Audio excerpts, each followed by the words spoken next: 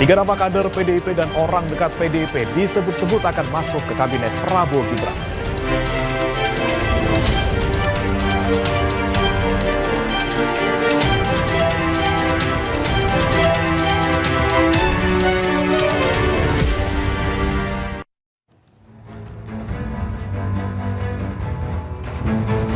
Halo, selamat malam pemirsa. Selamat datang di iNewsroom bersama saya, Brema Natenhaya. Kami akan membahas berita utama secara mendalam, komprehensif, dan tentunya eksklusif. Sebagai pembuka iNewsroom kali ini, kami memiliki informasi sebuah lapak perbaikan peralatan kantor dan rumah warga di Bogor, Jawa Barat terbakar. Meski tidak menelan korban, kerugian mencapai ratusan juta rupiah.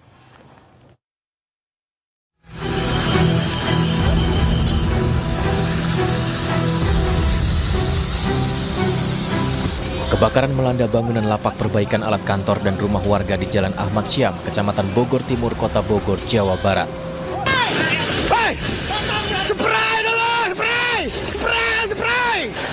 Kobaran api yang terus membesar, membakar seluruh bangunan karena banyaknya bahan yang mudah terbakar. Petugas damkar berjibaku memadamkan kebakaran karena khawatir merambat ke rumah lain.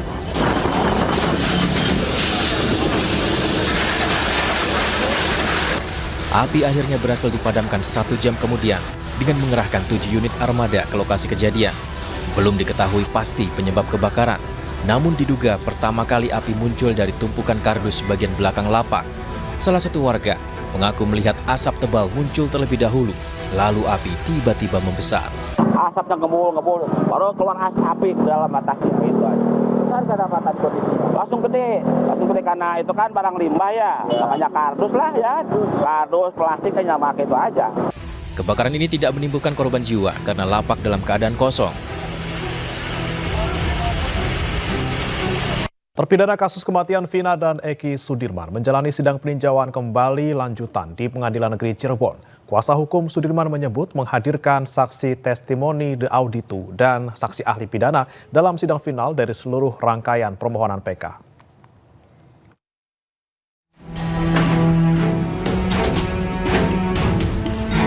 Menggunakan mobil milik lapas, Sudirman, terpidana kasus kematian Vina dan Eki, tiba di Pengadilan Negeri Cirebon dikawal ketat petugas kepolisian dan lapas. Sudirman menjalani sidang peninjauan kembali lanjutan yang digelar di ruang sidang Cakra dengan agenda mendengarkan keterangan saksi testimoni de auditu, Dedi Mulyadi. Dedi Mulyadi dihadirkan untuk menceritakan penelusurannya terkait penyebab utama kematian Vina yang mencuat sejak viral pada bulan Mei lalu. Selain saksi fakta testimoni, kuasa hukum Sudirman juga menghadirkan saksi ahli pidana Asmi Saputra, Dekan Fakultas Hukum Trisakti. Kuasa hukum Sudirman berharap dalam sidang PK hari ini bisa menjadi puncak keseluruhan rangkaian permohonan peninjauan kembali. Testimoni de auditu lah, kita mau buktikan dan saya pikir banyak hal kita akan ungkapkan hari ini. Karena ini kita harapkan gong ya, ada final dari semua PK ya. Kita harapkan mudah-mudahan hari ini bisa selesai semuanya dan ini menjadi puncak lah dari kesimpulan seluruh rangkaian permohonan peninjauan kembali kita. Seperti diketahui, terpidana Sudirman menjadi yang terakhir dalam rangkaian sidang peninjauan kembali. Informasi lainnya pemirsa, Dewan Perwakilan Rakyat berencana menambah jumlah komisi di DPR RI. Namun demikian, menurut Wakil Ketua DPR RI, hal tersebut masih menunggu pengumuman nomenklatur kementerian di pemerintahan Prabowo Gibran.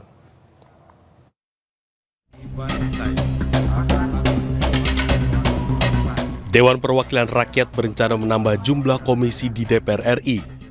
Namun menurut Wakil Ketua DPR RI dari fraksi PKB, Cucun Syamsu Rijal, hal itu baru akan diputuskan setelah ada pengumuman jumlah nomenklatur kementerian di pemerintahan Prabowo Gibran. Terkait penambahan nomenklatur kementerian, itu akan dibicarakan dengan DPR. Makanya kalau sekarang kita tentukan jumlah komisi ini, sementara kementerian lembaga yang kemarin undang-undangnya sudah disahkan juga di periode yang lama, nanti kita bongkar pasang merubah lagi ini tambahan komisi atau mitra komisi dari kementerian di bawah pemerintahan Pak Prabowo, lebih baik kita menunggu hasil dari sudah keluarnya nomenklatur ini. Ya, kita belum tahu pasti. Yang pasti dengar-dengar tanggal 10, paling lambat tanggal 14 sudah bisa disinkronkan dengan AKD yang ada di DPR. Setelah itu, Wakil Ketua DPR dari fraksi Gerindra, Sufmi Dasko Ahmad menyebut pihaknya tengah mempertimbangkan menambah jumlah komisi menjadi 12 atau 13. Justru antara 12 atau 13 itu kan kita sendiri menunggu jumlahnya berapa. Kalau jumlahnya mungkin ada sekitar 5 atau 6, itu cukup satu komisi penambahnya gitu loh kira-kira. Kalau kemudian dia lebih dari itu berarti harus 2 komisi. Ditambah memang komisi-komisi yang ada sekarang tidak proporsional juga gitu loh. Jumlahnya ada yang agak banyak, ada yang kemudian lebih sedikit. Isu penambahan jumlah komisi mencuat seiring dengan rencana perubahan komposisi kementerian di bawah Presiden terpilih Prabowo Subianto. Prabowo diisukan akan menambah jumlah kementerian, jumlah yang beredar sebanyak 44 kementerian. Sekjen DPR RI Indra Iskandar bicara mengenai jumlah tunjangan untuk menggantikan rumah dinas yang diterima anggota Dewan. Indra menyebut penentuan tunjangan tersebut akan diambil berdasarkan kisaran harga sewa rumah di sekitar Senayan, Jakarta. Secara ekonomis memang rumah dinas tersebut kalau itu dipertahankan memang banyak sekali biaya pemeliharaan yang harus dikeluarkan untuk sebuah rumah yang layak dihuni gitu ya, karena mengingat usianya. Nah lalu berkaitan dengan pertanyaan-pertanyaan berapa sih besaran yang akan diberikan kepada Dewan, kami dari tim Biro Perencanaan di bawah Deputi Administrasi masih mengidentifikasi besaran-besaran rumah di seputaran Senayan, Semanggi sampai dengan daerah Kebayoran, bahkan juga di beberapa tempat titik di Jabotabek, itu sebenarnya tingkat idealnya berapa? Karena kami tidak ingin berpikir bahwa tingkat yang paling maksimal mahal atau justru yang paling rendah. Kita ingin yang paling realistis, rumah hunian yang sangat layak dengan 3 kamar itu rate-nya berapa? Nanti kami bekerja bersama dengan appraisal, kami akan lihat besaran ideal yang akan diberikan kepada Dewan. Pemirsa, Prabowo Subianto meminta nasi goreng saat bertemu dengan Megawati nanti. Informasi akan hadir usai jeda berikut.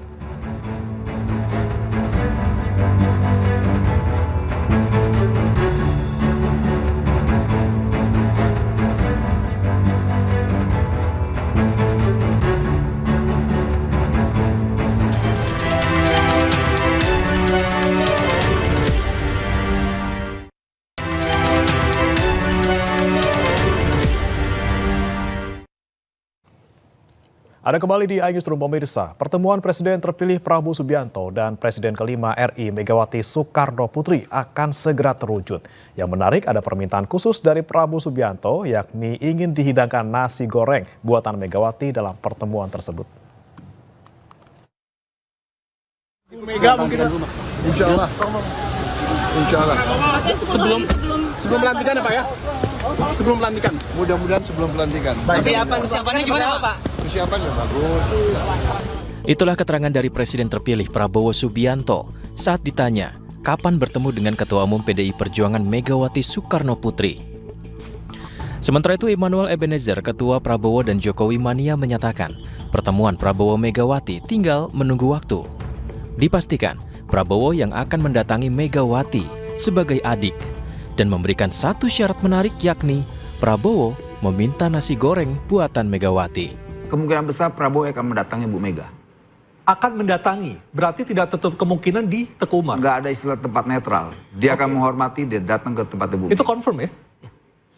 Pak Prabowo mengatakan sendiri? Ya, dia menyampaikan, saya datang ke rumah Bu Mega. Loh kenapa? Loh enggak, ini kakak saya. Apa masalahnya?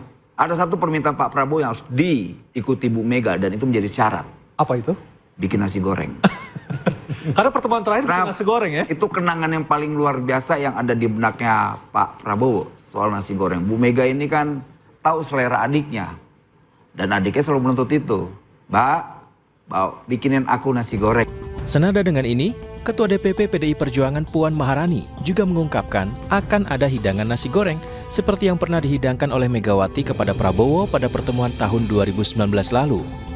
Masih dipikirkan, tapi waktu itu Ibu Mega yang memasak dan Pak Prabowo sangat menyukai. Jadi mungkin juga menu nasi goreng akan ada lagi. Tapi ini titik umur dong. Bisa juga di Kertanegara, bisa juga di Hambalang. Tidak ada masalah, akan bertemu di mana saja. Dan menariknya, sebelum ada kepastian akan bertemu dengan Megawati, momen hangat terjadi antara Prabowo Subianto dan Puan Maharani.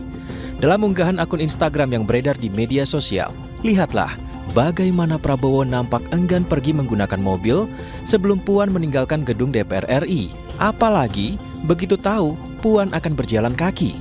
Prabowo meminta Puan pergi dulu menggunakan mobil tersebut. Apakah ini menjadi sinyal kuat? Hubungan antara Presiden terpilih Prabowo Subianto dan PDI Perjuangan semakin erat.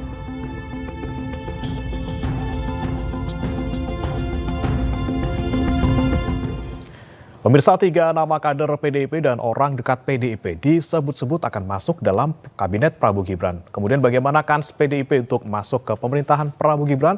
Benarkah PDIP akan mendapat jatah 3 menteri? Dan sejauh ini bagaimana pembahasan di antara elit partai politik? Untuk membahasnya kita sudah bergabung bersama politikus PDI Perjuangan Guntur Romli, kemudian ada Ketua Prabowo dan Jokowi Mania Immanuel Ebenezer, dan pengamat politik Adi Prayitno. Selamat malam Mas Guntur, Bang Noel, Mas Adi.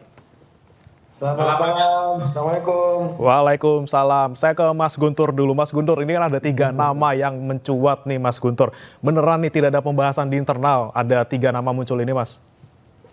Belum Mas, belum ada soal pembahasan terkait bergabungnya PDI Perjuangan ke pemerintahan Pak Prabowo. Jadi itu masih sebatas isu, rumor yang ada di luaran.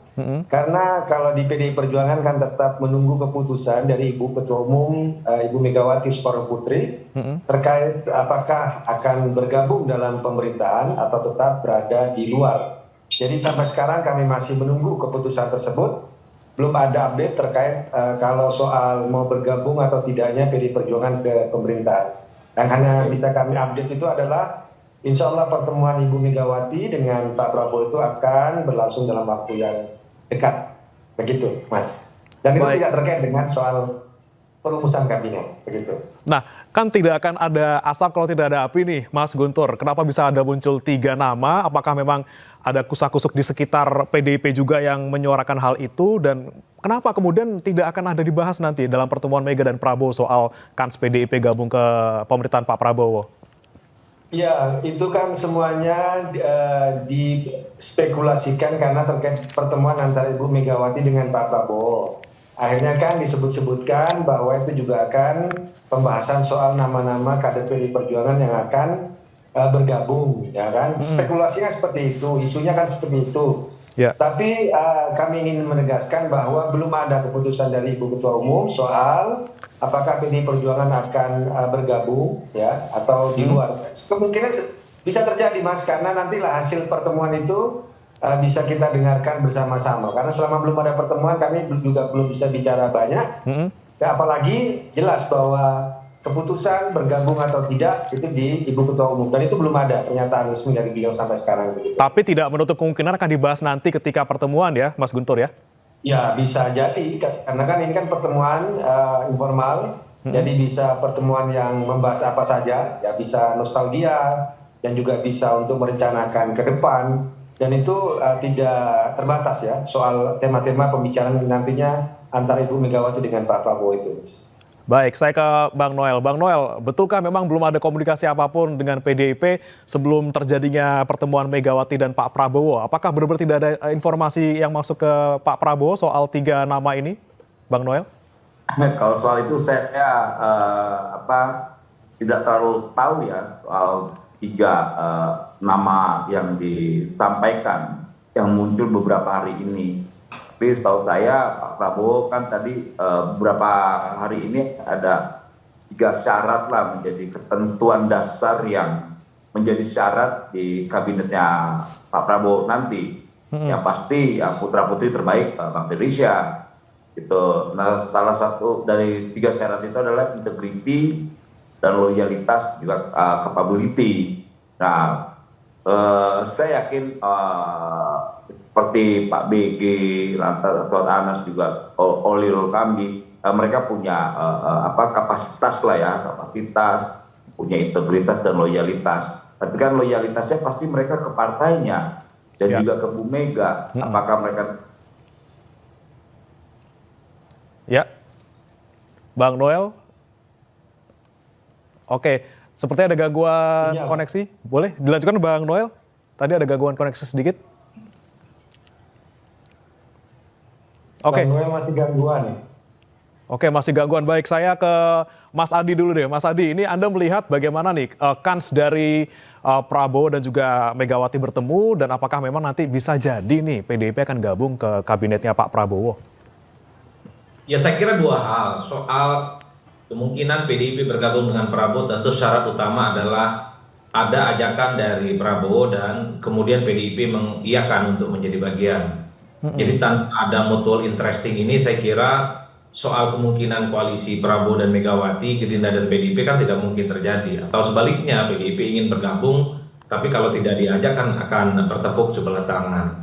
Jadi ini yang sepertinya membuat masih soal kemungkinan koalisi PDIP dengan Prabowo itu 50-50. Nah, yang kedua saya membaca sepertinya memang ada kendala psikologi politik yang sebelum sepenuhnya tuntas ya, terutama di internal kawan-kawan PDIP saat misalnya kalau berkoalisi dengan Prabowo Subianto, karena apapun judulnya, wakilnya itu adalah Gibran Rakabuming Raka yang saya kira merupakan replika dari politiknya Jokowi. Jadi jarak psikologis yang semacam ini bisa saja menjadi barrier dan menjadi hambatan bagi PDIP untuk menjadi bagian dari kekuasaan politik pemerintah, dan kemudian ada kader PDIP yang kemudian menjadi menteri. Kan soal koalisi politik itu kan tidak harus jadi menteri. Bisa saja koalisinya di pilkada, bisa saja koalisinya itu di parlemen dengan alat-alat kelengkapan dewan. Saya kira tidak adanya upaya untuk mengotak-atik undang-undang MD3 yang kemudian mengesahkan kembali Puan Maharani sebagai ketua DPR. Ini kan menegaskan satu hubungan yang cukup harmonis, khususnya Prabowo Subianto dengan PDIP. Karena kalau Prabowo dengan PDIP ini tidak baik-baik saja, undang-undang MD3 bisa berubah. Dan ketua DPR bukan lagi Puan Maharani, seperti yang terjadi dalam pemilu 2014 yang lalu, di mana saat itu PDIP sebagai pemenang Pilpres juga pemenang Pileg, tapi tidak otomatis didapuk sebagai ketua DPR karena undang-undang MD3-nya itu diubah. Per hari ini kita bisa menyaksikan bahwa sebenarnya tanpa disebutkan sekalipun, dalam banyak hal PDIP itu sudah menyatakan kompromi dan dukungan politiknya kepada Prabowo. Sebelumnya bahkan misalnya APBN, soal bagaimana menyiapkan seluruh infrastruktur, keinginan mengaksentuasi visi misi Prabowo kan sudah diketok palu, dan kita tahu bahwa ketika bicara tentang APBN per hari ini memang ketuk palunya ada di kawan-kawan PDIP secara umum. Ini yang saya kira memang menjadi penegas bahwa sebenarnya tidak ada jarak apapun yang cukup serius yang terjadi antara Prabowo dan Megawati Soekarno Putri. Satu-satunya kendala yang mungkin tidak bisa kita simplifikasi bahwa PDIP akan buru-buru menentukan koalisi adalah soal bagaimana treatmentnya dengan Pak Jokowi. Karena masih ada wajah Jokowi dengan adanya Gibran sebagai wakil presiden terpilih yang nantinya juga akan bersama dengan Prabowo Subianto. Saya di situ Mas melihatnya secara umum. Baik, saya kembali ke Mas Guntur. Mas Guntur, ini kan tadi disebut ada barrier psikologis mungkin ya antara PDIP dengan wakil presiden kita terpilih nanti, Mas Gibran Rakabuming Raka. Apakah Anda melihat ini juga sebagai penghalang yang cukup besar juga untuk bisa nanti ada kemungkinan PDIP bergabung dengan kabinet Pak Prabowo? Iya, kami ingin menegaskan bahwa memang ada persoalan dengan Gibran itu sendiri. Karena sampai sekarang kan kami itu kan mengajukan proses hukum kepada PT UN. Dan nantinya itu akan ada keputusan pada tanggal 10 Oktober terkait cacat administrasinya pencawapresan Gibran. Karena pada waktu itu ketika KPU menerima pencawapresnya Gibran itu kan PKPU-nya kan waktu itu belum diputuskan atau belum diubah dari yang lama ya kan. Setelah ada putusan MK waktu itu yang mengubah soal usia cawapres. Namun di sisi lain kami juga ingin menegaskan bahwa terkait posisi PDI Perjuangan, apakah mau berada atau di luar pemerintahan, ya kalau kami bercermin dari keputusan Rakernas PDI Perjuangan terakhir pada bulan Mei tahun 2024, kan memang waktu itu kalau kita menyimak ya suasana kebatinannya kan memang ingin berada di luar pemerintahan, ingin membangun demokrasi dengan sistem check and balances, ingin membangun kekuatan penyeimbang dan lain sebagainya. Jadi kalau membaca di situ memang adalah berada di luar pemerintahan. Namun benar juga seperti kata Mas Adi tadi bahwa komunikasi antara PDI Perjuangan dengan Gerindra dengan Pak Prabowo juga belakangan ini juga sangat baik ya. Terkait misalnya sama-sama mengawal putusan MK soal tidak merevisi Undang-Undang Pilkada, kemudian juga menunda revisi Undang-Undang TNI dan Polri. Ini yang juga merupakan suara dari publik, termasuk juga tidak mengotak-atik Undang-Undang MD3. Jadi komunikasi itu baik menurut kami, dan itulah yang mendasari pertemuan antara Pak Prabowo dengan Ibu Mega nanti. Tapi kalau soal mau bergabung dalam kabinet ya atau tetap berada di luar pemerintahan, ya terus terang itu semua ada di keputusan Ibu Ketua Umum dan kami belum ada update untuk keputusan tersebut. Demikian Mas. Baik, nanti saya mau bertanya ke Bang Noel terkait hitung-hitungannya bagaimana nih kalau misalnya memang PDIP akan bergabung dengan Pak Prabowo dan juga Mas Gibran, tapi jangan dijawab dulu Bang Noel, kita akan lanjutkan dialognya setelah jeda yang satu ini. Tetap di iNewsroom.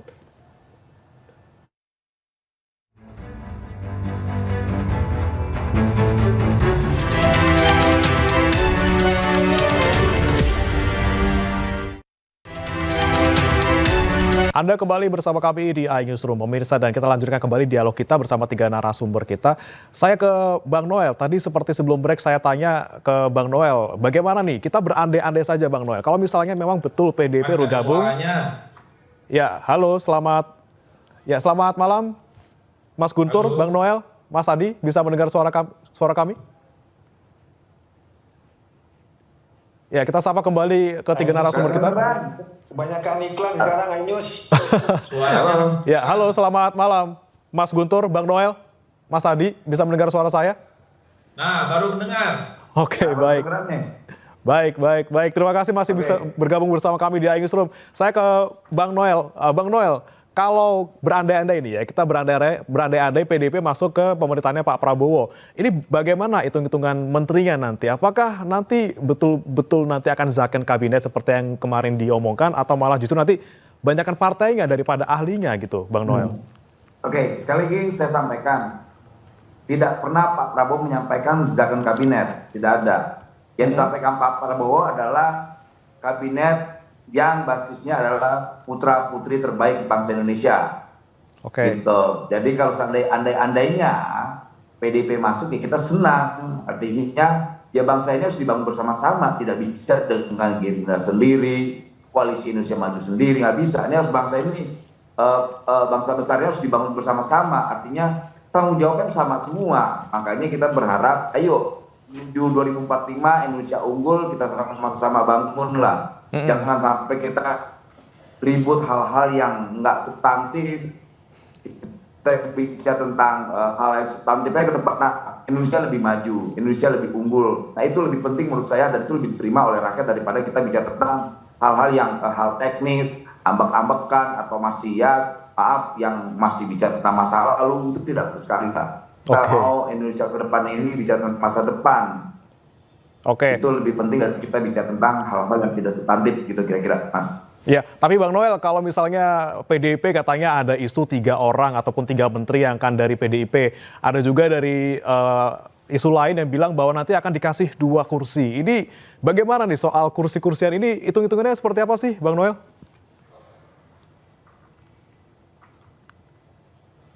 Bang Noel. Ya, bagus. Halo. Ya, Bang Noel. Baik, silakan Bang Noel. Ya, saya rasa bagus lah ya. Tapi kan tetap soal sharing power ini yang menentukan terkait apalagi kabinet, menteri, itu hak prerogatif Pak Prabowo. Saya rasa kayak saya gini atau siapapun tidak bisa mengintervensi hal itu. Gitu. Jadi ya kita serahkan aja ke Pak Prabowo sebagai pemegang hak prerogatif itu sendiri, terkait dia kan pimpinan eksekutif nanti. Apalagi kita paham bahwa sistem kita kan sistem presidensial, biarkan aja hak itu dipegang oleh Pak Prabowo. Jadi biar beliau yang menentukan siapa yang layak menjadi pendamping beliau. Tapi yang pasti ya syarat tadi 3 syarat itu punya integritas, loyalitas dan ya kapasitas gitu. Tidak asal-asalan lah. Nah, kita berharap orang-orang itu bisa mendampingi Pak Prabowo dengan loyalitasnya. Ya. Jadi jangan sampai bangsa ini dihancurkan gara-gara sifat dan perilaku yang sifatnya masih partisan. Itu kira-kira lah. Oke, berarti dipastikan nanti juga partai-partai Kim juga akan legowo ya, Bang Noel, kalau misalnya PDIP masuk? Harus dong. Oke. Kalau masuk ya kan kita berandai ya.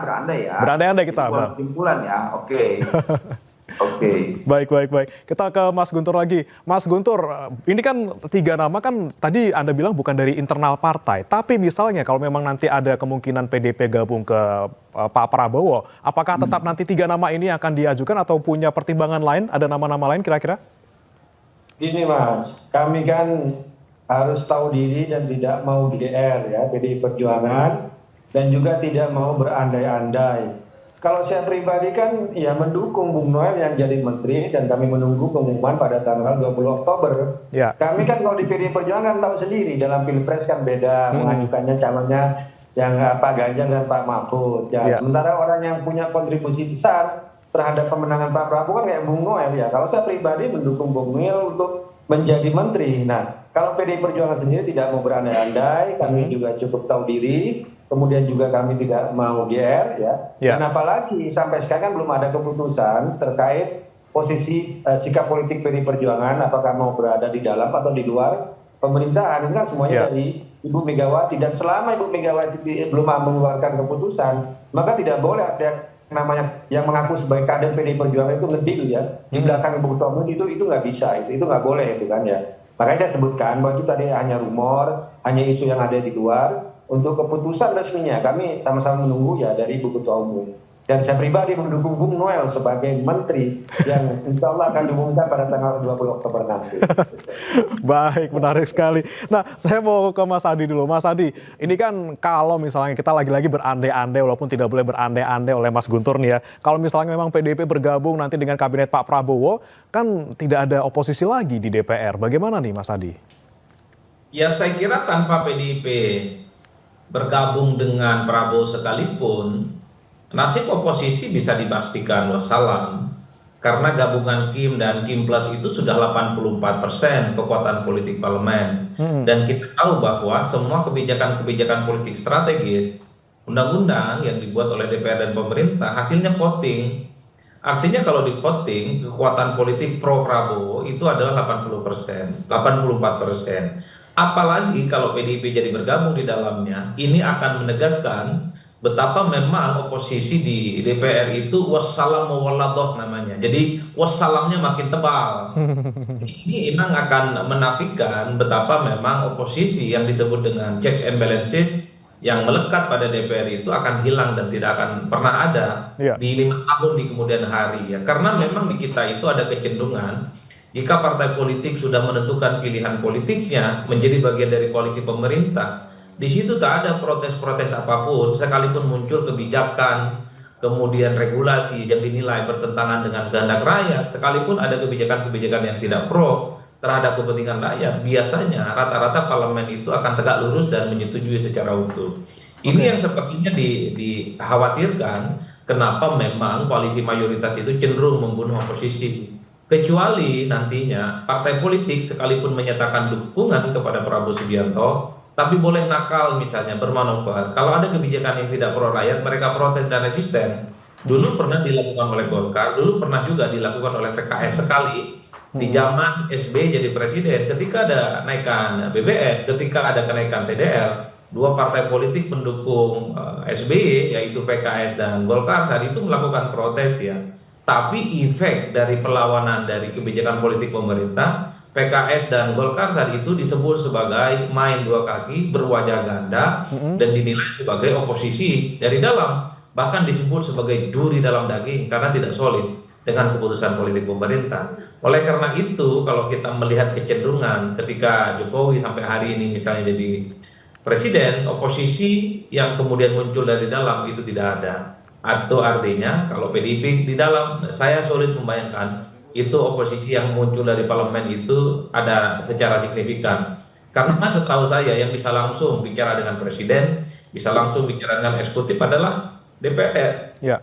Sementara oposisi ekstra parlementer, aktivis, mahasiswa, profesor, doktor, dosen, ini kan suaranya sayup-sayup aja, tidak didengar. Kecuali ada goyang-goyang pagar DPR rubuh, baru kemudian sedikit didengar. Tapi tidak terlampau juga didengarkan, hanya sedikit didengarkan. Tapi kan nggak mungkin kalau setiap kata itu harus goyang-goyang pagar dan merusak fasilitas publik, itu kan berbahaya sekali. Jadi kalau saya sih berharap betul ya kawan-kawan PDIP sekalipun mendukung Prabowo Subianto, kan jalan ceritanya nggak harus jadi menteri. Siapa tahu kalau kelemahan Dewan menang banyak lah, kira-kira begitu. Oke, baik. Kita lihat nanti ya, Mas Adi, Bang Noel, Mas Guntur dari kedua pimpinan partai dan juga Pak Prabowo, nanti Bu Mega seperti apa pembicaraannya, apakah memang betul nanti PDIP bergabung dengan pemerintahan di sebelum tanggal 20 Oktober nanti. Terima kasih Mas Guntur, Bang Noel, dan Mas Adi telah bergabung bersama kami di iNewsroom. Pemirsa, jangan beranjak karena kami akan kembali dengan informasi parade ribuan alutsista disiapkan untuk perayaan HUT ke-79 TNI yang akan digelar besok di Jakarta. Informasi sesaat lagi.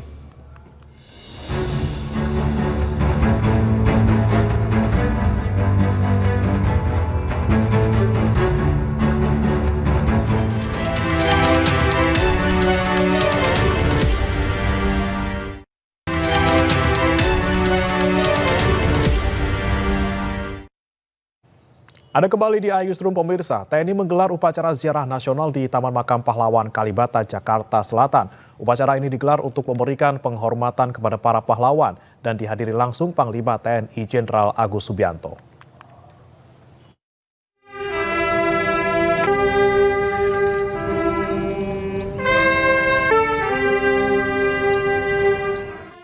Tentara Nasional Indonesia menggelar upacara ziarah nasional di Taman Makam Pahlawan Kalibata pagi tadi. Upacara digelar sebagai rangkaian menuju peringatan Hari Ulang Tahun ke-79 TNI. Upacara dipimpin langsung oleh Panglima TNI Jenderal Agus Subianto. Upacara juga dihadiri oleh Kepala Staf TNI Angkatan Darat Jenderal Maruli Simanjuntak, Kepala Staf Angkatan Laut Laksamana TNI Muhammad Ali, dan Kepala Staf TNI Angkatan Udara Marsekal TNI Muhammad Tony Harjono. Usai prosesi upacara, kegiatan dilanjutkan dengan tabur bunga di sejumlah makam, diantaranya makam Presiden ketiga RI B.J. Habibie, A.H. Nasution, dan makam dari sejumlah pahlawan revolusi. Sementara itu, Panglima TNI Jenderal Agus Subianto berharap di hari ulang tahun ini para prajurit TNI semakin profesional dan taat hukum.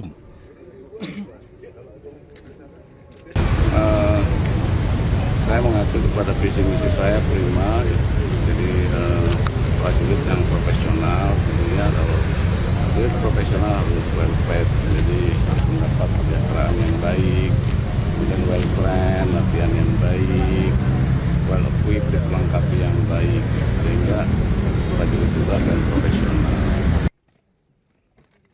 Ziarah memperingati HUT ke-79 TNI dilakukan untuk menghormati sebagai penghargaan bagi perjuangan para pahlawan dalam mempersatukan bangsa Indonesia.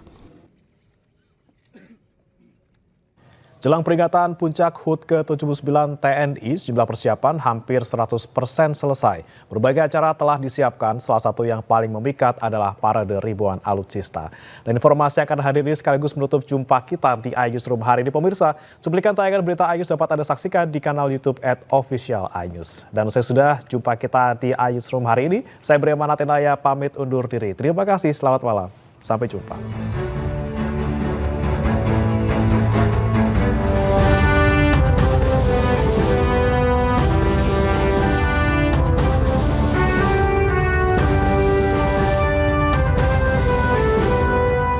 Sehari menjelang upacara peringatan Hari Ulang Tahun TNI ke-79, berbagai persiapan hampir 100% selesai dilakukan di kawasan Monas, Jakarta Pusat.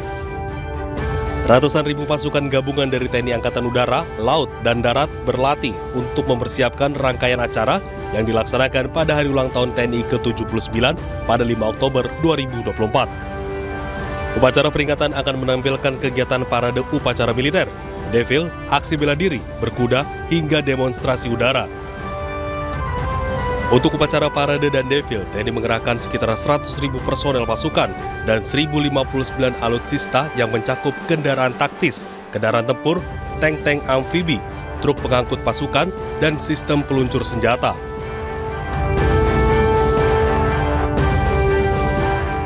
Alutsista yang dipamerkan memantik perhatian masyarakat dan tak jarang mereka mengabadikan momen ini dengan bersuah foto.